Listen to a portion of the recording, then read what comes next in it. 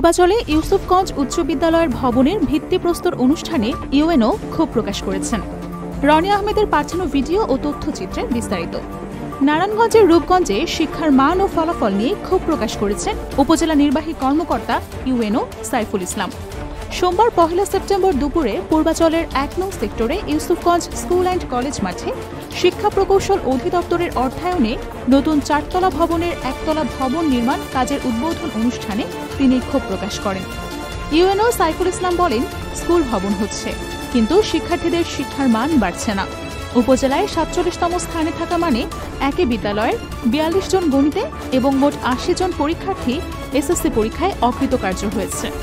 এর দায় শিক্ষকদের নিতে হবে। ভবন হলেই চলবে না, মানসম্মত শিক্ষা দিতে হবে। দেশের অন্যতম ধনী অঞ্চলের এই প্রতিষ্ঠানের এমন ফলাফল কোনোভাবেই মেনে নেওয়া যায় না। এটা অত্যন্ত দুঃখজনক। এ সময় অনুষ্ঠানে উপস্থিত ছিলেন স্কুল অ্যান্ড কলেজের সভাপতি ও সাবেক প্রধান শিক্ষক আব্দুল হাই খন্দকার, বিএনপি নেতা জিন্নাত আলী, রুবেল ভুইয়া, অভিভাবক সদস্য আব্দুল বাতিল সহ অনেকেই।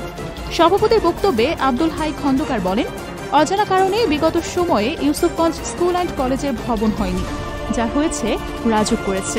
এখন আমি দায়িত্ব নিয়েছি, সামনে থেকে শিক্ষা ও অবকাঠামোগত উন্নয়ন সহ সব বিষয়ে কাজ করব।